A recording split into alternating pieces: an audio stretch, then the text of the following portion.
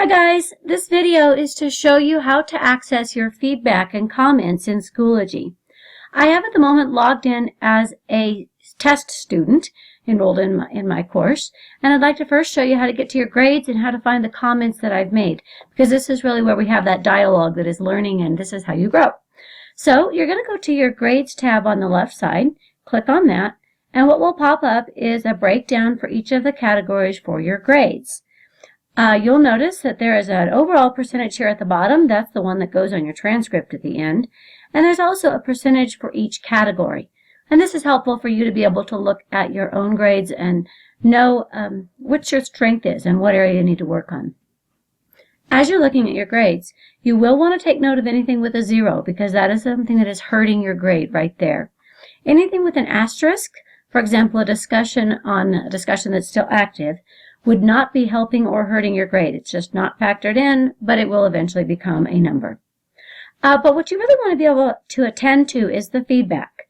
Now, initially when I taught online, I would make comments in the grade Dropbox here.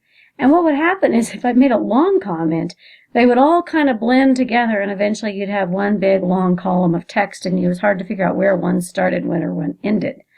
And for that reason, I started putting more comments in the actual Dropbox. So, I'm going to give you an example by looking at the 0.11 Student Contact Information Survey.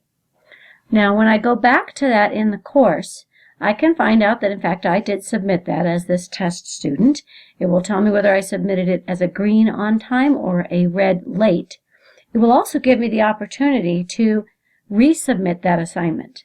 Now, if I want to see the brief comment that is in the grade book, I can go to this little conversation bubble here, and it's the same comment that you would see back on the grades right here.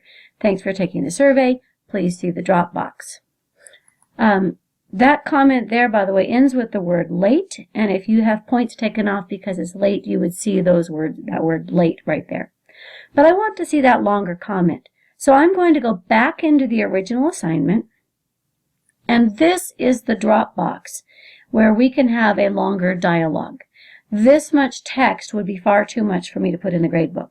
So this is where I'm going to put it, in this Dropbox. And so you see here, here, dear Mr. Test Student, I think it's great. I might ask you a question. Oh, you want to visit Mars? What spaceship are you going to prefer? That kind of thing. If there's a suggestion here, you'd find it in the Dropbox. And then if I were the test student and I wanted to send a comment back, then I would say something like, please let me know if I'm missing any assignments. Now, this isn't the best place to leave a timely message, but if there's a response to something I've said up here in the comments, this isn't a bad place for us to have a conversation about it. There are other avenues. It's just, this is where I will leave the most in-depth responses. So, the other thing that I want to show you is how to go back to your quizzes and tests and take a look at what you did on those that maybe was correct or incorrect, or some things to think about.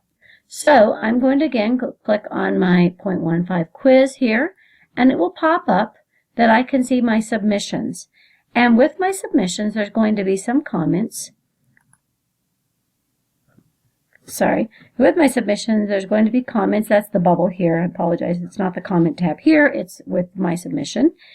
And this little bubble is saying, go look at those assessments. Go look at those comments. So I click on View Assessment, and I find out what answers I got correct and what I got incorrect for. And I try really hard when I make quizzes, just as a side note here, I try to make them partial credit wherever possible. So for some of these about Turnitin or Google Docs, I did give away partial credit for people that had part of the answer correct, but not quite the crux of it. But anyway, you'll see whether they are correct in green or incorrect in red, and it gives you the opportunity to get that feedback. Now, within each quiz, there might be a comment on a specific question. So down here, question 7, what is Turnitin and why is it necessary? Well, if I'm a test student and I didn't really know what that was, I just had a general answer. It's a software program. So the instructor comment here, tell me more. What type of program specifically is this and why is it necessary? So that's giving you some feedback about your answers to the quiz questions. So that's something you'll want to take into account so that you can improve and know that your skills are reaching toward perfect. Hopefully this has been a helpful video. Please let me know if you have questions on checking your grades and on that feedback. Thanks.